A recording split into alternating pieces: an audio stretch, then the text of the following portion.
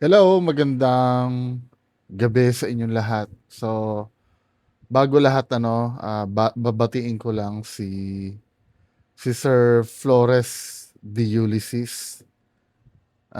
May 19 daw birthday niya. Birthday na, no? Dami may birthday ah. Pinanonood niya daw yung video ko. Mapatito norms daw o hindi. Oy, salamat Sir Flores de Ulysses ah. Happy birthday, I think bukas. 18 kasi ngayon eh. Happy birthday bukas kay Sir Flores de Ulysses. Tapos si Sir Eric Amistad naman, ah, yung bagong apo niya daw, Filipino half Canadian.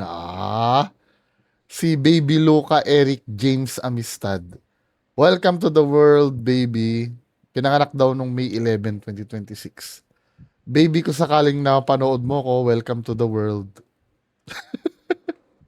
Congratulations po sa apo ni Sir Eric Amistad na si Baby Luca Eric James Amistad. Ang haba ng name, ano? Paano pagka pinasulat ng teacher yan ng ano? Ang haba. Anyway, proceed tayo, no? Ito ay sinend sa akin ni Sir Gary. Yung aswang daw. Panoorin nga natin to. Ito si Ma'am Shikeli. Ito ay nasa Iloilo daw sila, no? Panoorin natin. Wala ba kayo na inaaswang pala talaga tayong mga buntis? Kasi ako ito, third pregnancy ko na to. By the way, I'm 7 months pregnant. Ayan. Ito really story to mga kapregi kasi may proof talaga. Wait lang ah. Hindi ko dinidebunk kung may aswang o wala. Kung tatanungin niyo ako, hindi ko alam. 'Di ba? Pero as much as possible, mas lalapit ako sa logical explanation kesa i-shortcut ko na aswang agad. 'Di ba? Hindi ko sinasabing hindi totoo yung claim niya. Baka mas mahanapan lang natin ng mas logical explanation kesa mag-jump agad tayo na aswang yung na-encounter nila. Ha? Hindi ko sinasabing hindi totoo aswang. Hindi ko po alam. Tatanungin niyo ako, totoo ba aswang? Hindi ko po alam. 'Di ba? Si Sir Ed na kasama namin sa live kagabi, naniwala yun na may aswang. Siyempre, linya niya yun eh. Pero iba kasi yung ano ko din. Iba yung ah thinking ko din pagdating sa ganitong bagay. Hindi naman hindi naman nagiging balakid yung sa pagkakaibigan namin dalawa ni Sir Ed. Kahit minsan, piko na sa akin si Sir Ed pagka mga ganung bagay. Wala eh. 'Di ba? Hinayaan niya naman ako maging ganito. Hayaan ko din siya na ano yung sa kanya. Pero inuulit ko ha, hindi ko dinidibang kung totoo ang aswang o hindi. Ah, baka lang mahanapan lang natin ng explanation na mas logical. Ha? Play natin. Talaga ako ha. Dati, sa una at pangalawang pagbubuntis ko, hindi ako naka-experience nito. Kaya yung paniniwala ko sa aswang ay 50-50. Pero ngayon, sa pang third pregnancy ko, parang naniniwala, 100% talaga naniniwala na ako sa aswang. Kasi ito yan. Short story time muna tayo. May 7, so last week yon, may dugo sa bintana. Pagising namin sa umaga, yung bintana nitong room ko, ng kwarto ko, may dugo yung bintana. So, sa isip ko at sa isip naming lahat, yun ay magnanakaw. Kasi, yung palibot ng bahay namin ay may barbed wire. So, sa isip namin, Wait lang, no? Wait. May dugo daw. Unang-una, paano mo nasabing dugo yun? Na-confirm ba na dugo yan? O liquid lang yan na kulay pula? Sometimes kasi, no, napapansin ko ganito. Kasi yung sa bubong din namin. 'Di ba kulay. Actually lahat ng bahay dito kulay pula yung bubong eh. Napapansin ko din kasi yung bubong nila kulay pula. Meron ako na experience yung tumutulo yung bubong, pula yung umaano Siguro mixture ng kalawang o yung pintura mismo ng bubong, no? Basta halos ganito din. Pero hindi ko last week yun, na-experience yung... may dugo sa bintana. Pagising na Kasi, magja-jump agad tayo, lalo na yung ganito. Pwede naman dugo. Kaya lang, bakit kailangan may dugo ang aswang? May sugat ba yung aswang? Or may nabiktima ba yung aswang para siya ng dugo? Ah, tuluan siya ng dugo? Hindi, tinatanong ko lang Kasi kailangan ba? Kasi minsan, ang aswang na iniisip natin, yung nasa movies, yung may dugo sa bibig. Pero ganun ba talaga sa tunay na? Kailangan talaga na tapos ito, no? Pinakita namin sa yung umaga, pinakita yung bintana. May din ito. So may dugo. kasama ito ba yung sa dugo? Anyway, i-play natin. Kasi mahirap kasi kung sasabihin natin dugo agad dahil kulay pula lang. 'Di ba? Katulad nung sinabi ko, 'di ba, nung dito sa may bubong ko. Ah, ko 'yan, naranasan ko din 'yan. Feeling ko yun kalawang yun yung ganong itsura. At napapansin ko dito yung bubong nila pula din.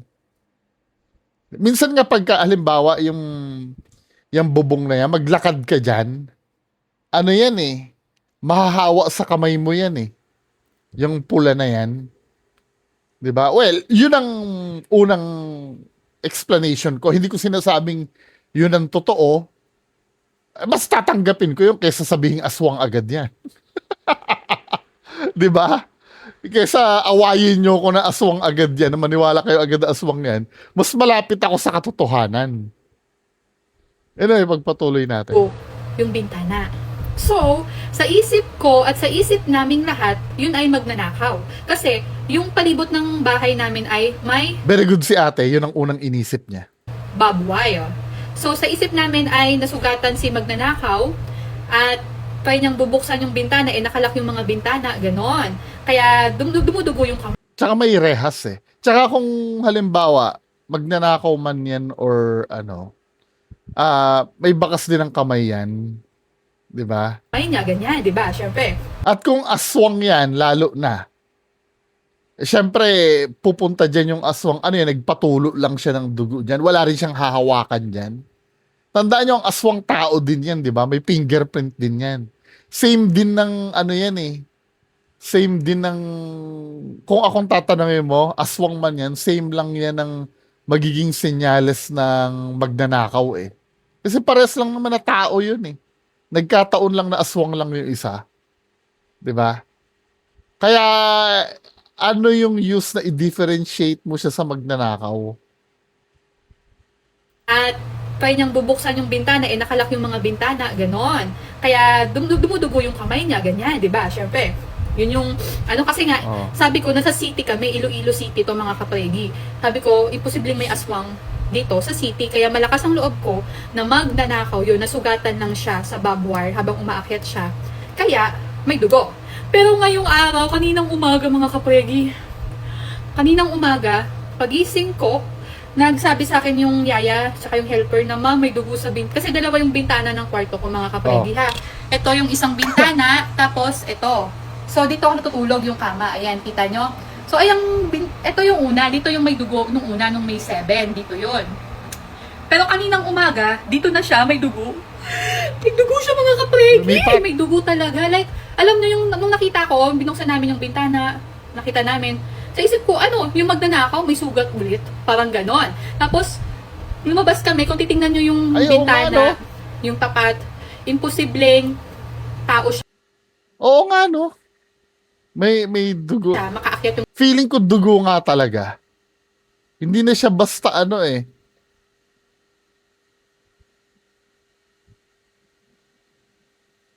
bintana. Okay, sige. Pero hindi pa rin ako convinced na aswang. Kasi kung Hindi, ano ba talaga ang senyales na, ano, na aswang yan dahil lang ba doon sa quote-unquote na dugo? Dahil lang ba doon? Nagpatulo lang ba siya ng dugo dyan? Kaya, kasi men, kahit pa sabihin mong aswang yan at nag-a-attempt yan na magbukas ng bintana niya, may fingerprint pa rin yan eh. Hindi lang ganyan ang gagawin niya na magpatulo din lang ng dugo. Kung ako nga ang iisipin mo, baka katulong mo rin lang yung naglagay niyan eh. Sa anong dahilan, hindi ko alam. Dahil unang-una siya yung una nakakakita ng dugo na yan bago ikaw. At ang weirdo naman no, na naglilinis lang siya, kailangan sisilipin niya ba ang labas ng bahay, di ba? Bago, after niya maglinis. Hindi pwede, pinupunasan niya yung ano, no? Pinupunasan niya yung bintana. Pero idudungaw niya pa ba yung ano niya, men? Mas ano pa nga eh, mas confident ako na ginugood time ka ng katulong mo kaysa yung dugo na ganyan. Kasi men, dahil sa dugo na yan, may aswang na. Yan lang ang pinaka-evidence nyo ba na may aswang?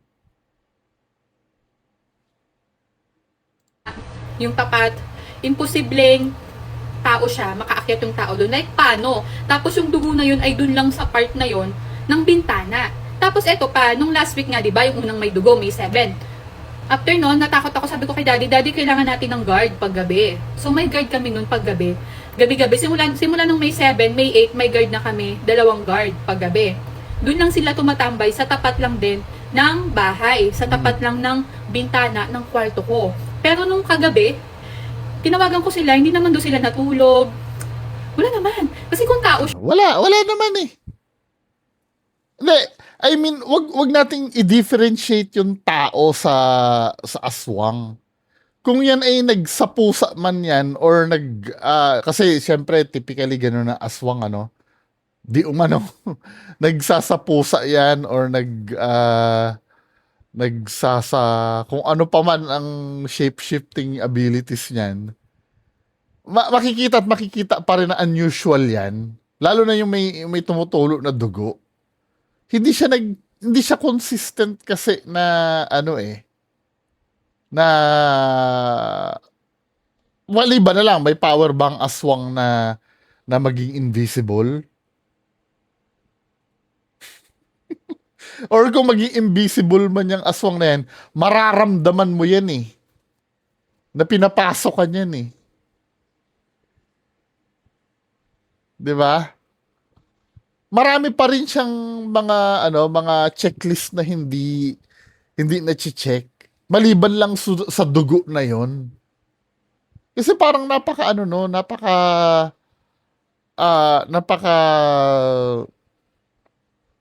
pala desisyon naman tayo na aswang na agad 'yon dahil lang doon sa dugo. Maraming pwede. Yung katulad ng sinabi ko, no?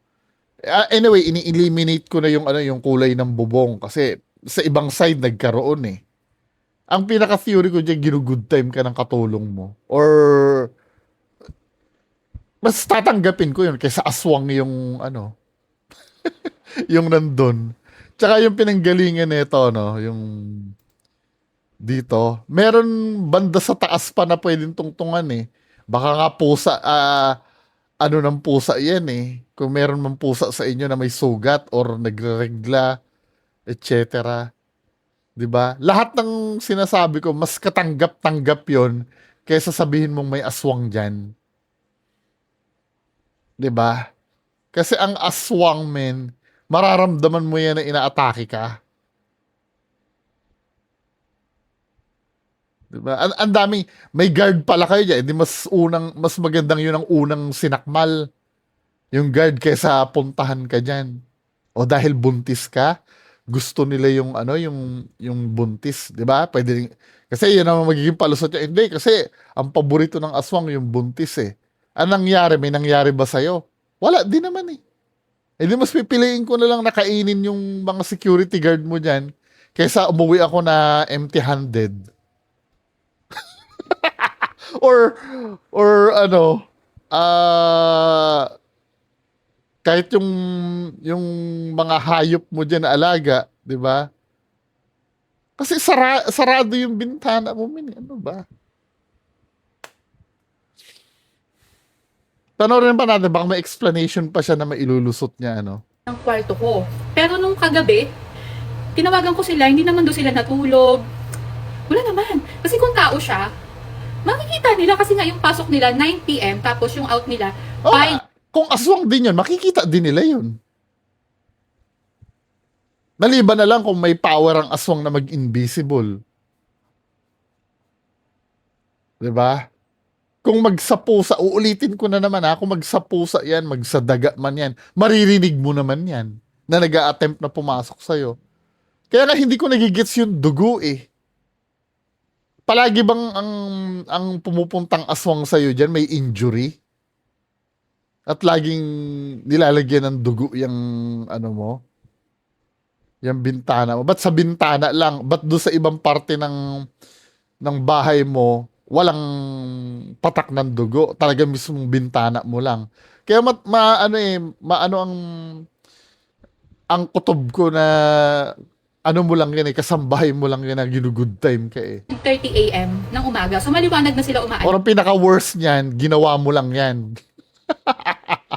Pero wag naman natin, alangan namang i-vlog niyo sa bagay. May mga gumagawang content creator kasi na ganun eh. 'Di ba? Pero, hindi natin alam. Maliwanag na yung paligid. Di ba? Saka kung magnanakaw man siya, ha? Bakit sa bintana ko lang may dugo? Dapat naglibot siya. Kasi 4 yung room dito sa bahay, 4. Tapos yung pinto sa baba is open yun kasi nga yung guard is nagkakape, kumukuha Lahat nga ng bintana mo dyan sa kwarto mo, inano, di ba? Tsaka, isa pa, sa ibang gabi nangyari na may dugo uli. Kahit na aswang yun, ano yun eh, hindi posible, hindi naggamot yung magnanakaw mo or hindi naggamot yung aswang bago pumunta dyan sa'yo. Kailangan talaga tuluan niya ng dugo yung bahay mo. Requirement ba sa pagiging aswang na tuluan ng dugo yung yung bahay? sila sa kitchen ng kape, ganun. So, nakabukas lang yun. Pinapabukas ko lang. Kasi sabi ko, total may guard naman. And hindi naman sila natutulog. Okay lang open. Kasi nasa tapat na naman sila nakatambay. Yung may table, di ba? Pero tingnan yung mga kapregi yung dugo, di ba? Kaya ngayon, Ito ha, kung sasabihin mong nag-i-invisible yung aswang at hindi nakita ng bodyguard mo, bakit nakita yung dugo? Dapat invisible din yung dugo. Diba? Ang weird nun, bigla na lang may tumulong dugo out of nowhere dahil invisible. Or kung nakakapag-leave ng mark yung invisible na yan, kahit hinipo yung salamin mo, dapat may marka din yun eh. 'Di ba? Kaya inuulit ko nga 'di ba, ang aswang kasi ay tao din.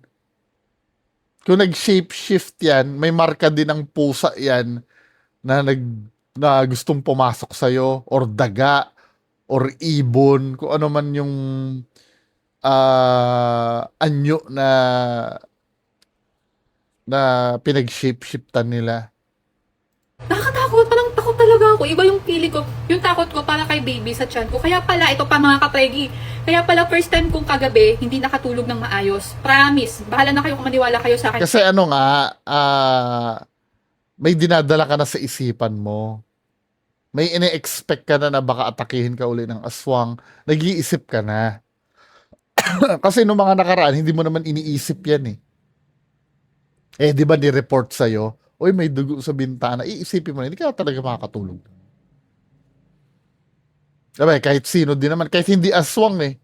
For example, may history ka na, let's say, kahit kapitbahay mo, no, na nakawan nung isang gabi. Siyempre, iisipin mo din, baka ako na yung next. Hindi ka rin makakatulog dun. Hindi lang naman dahil aswang kaya hindi ka nakatulog eh. Maraming factors. Galit na kayo sa akin. No, hindi. First time ko kagabing hindi nakatulog ng maayos. Oras-oras nagising ako ng 10:30 p.m., alas 12, alauna, alas 3, alas 5. Pag nagising ako, alam niyo kung bakit? Yung sipa ni baby girl. Ang yung sipa ni baby sa tiyan ko sobrang lakas. As in, ang Ano, dahil sa aswang din yun. active na talaga niya. Like, oras-oras siya sipa ng sipa. Kaya, pumasok. Kaya parang, tsaka umaano yung tiyan ko sa gilid. Alam niyo yun, parang kumikirot. Basta iba yung feeling ko kagabi na parang naiinitan ako. Na parang, basta, hindi ako nakatulog ng diretsyo. Parang Confirmation bias yun. insomnia. Parang ganon. Pero, first time ko yun. Yung ganon talaga na parang tulog manok. First time ko yun, mga kapregi. Kaya yung pumasok agad sa isip ko, baka ayaw kong patulugin ni baby. Kasi alam ni baby na may something. Di ba? Yun ang reason. Hindi ko alam kung maniniwala ako sa aswang or magnanakaw pa rin. Hindi ko alam, kayo na lang bahalang mag-judge. Oh, binigyan tayo ng kalayaan na mag-judge ha. Baka mamaya awayin nyo ko. Kung yun ngang nag-post ng video, hindi ako inaaway eh. Tapos kayo aawayin nyo. Ano ba gusto nyo? Hindi, wait lang ha. Yung mga naniniwala sa aswang, ano bang gusto nyo? Automatic ba na paniwalaan agad natin na aswang? Kasi sa totoo lang, men, kung halimbawa totoo ang aswang, which is hindi ko rin naman alam.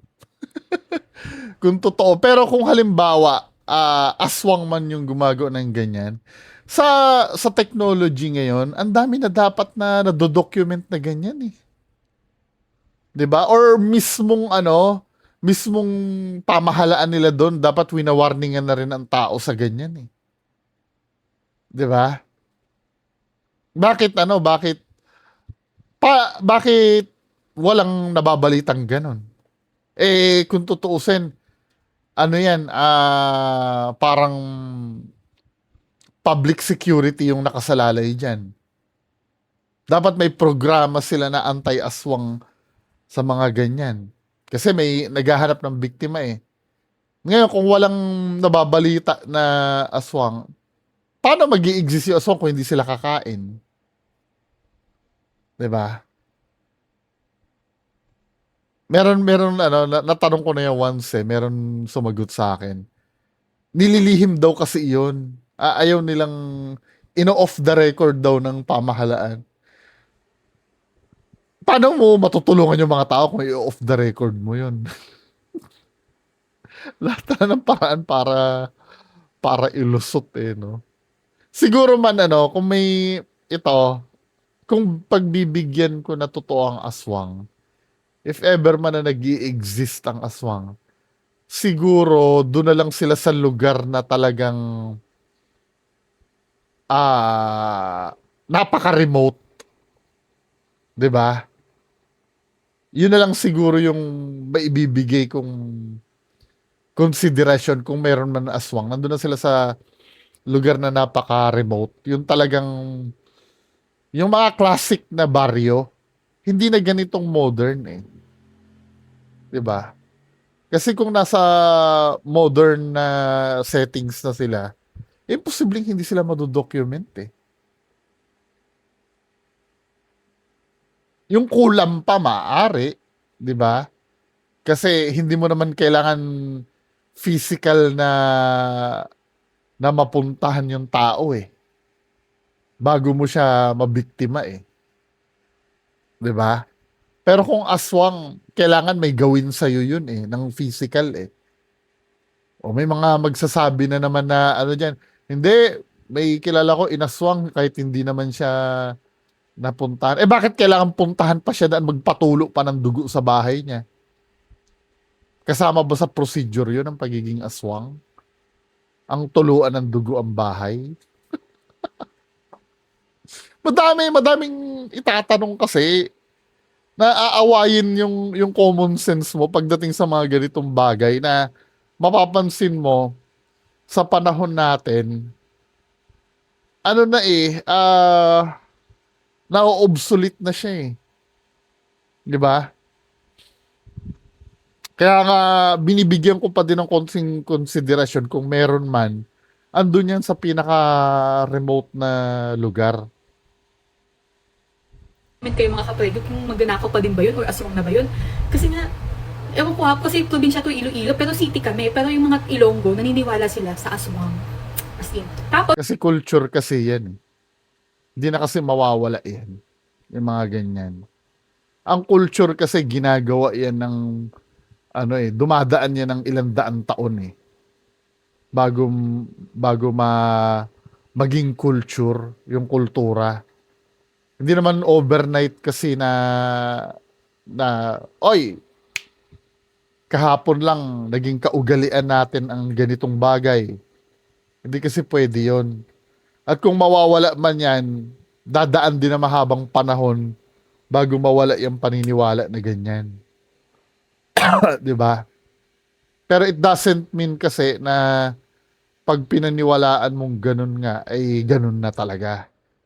Sometimes kasi may mga paniniwala na nag-o-obsolete talaga sa ayaw sa gusto mo eh.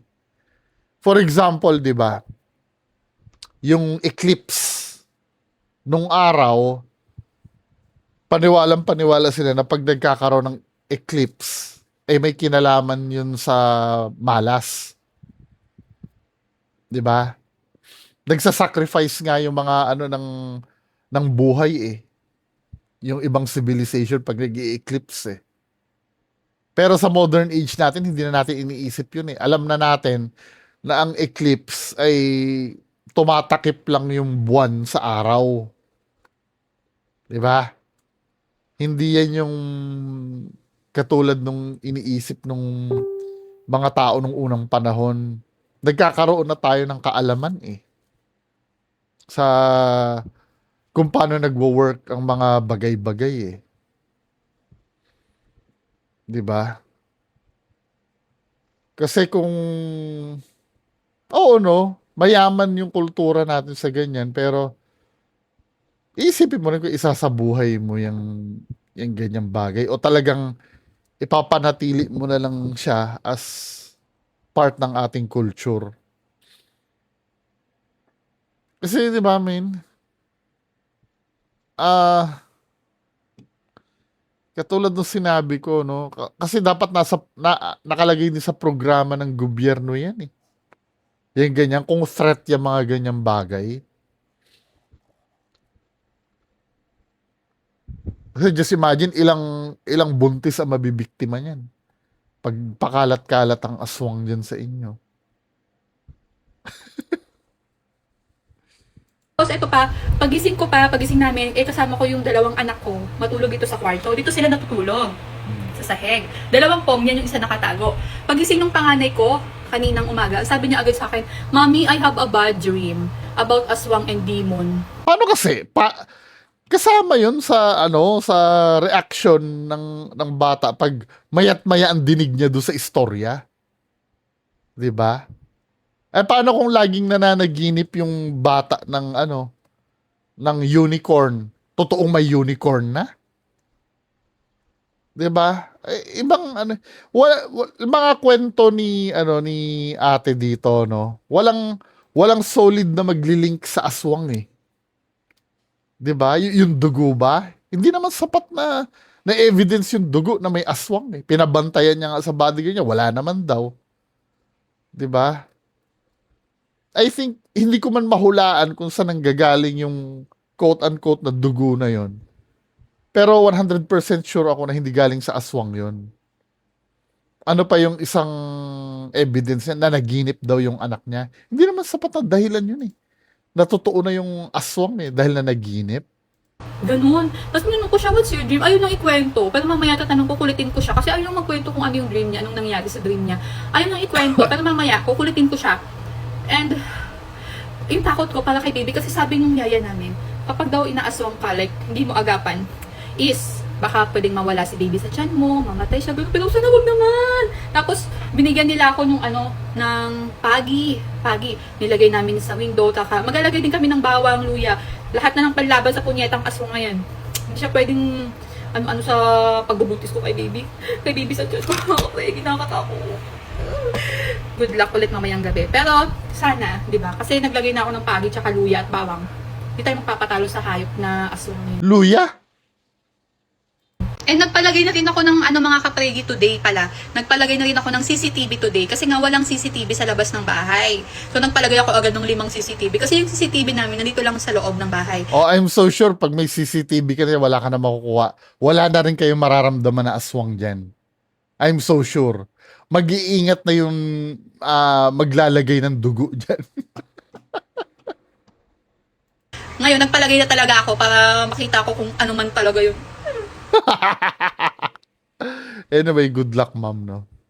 Di ba? Ang mga napapansin kong dahilan doon, palaging ang nakakakita ng dugo na yon yung ano, yung kasambahay nila, yung yaya nung anak niya. At yun din lagi ang nagkikwento sa kanila ng tungkol sa aswang. So, do the math, no? Anyway, magandang gabi sa inyo lahat. Bye-bye.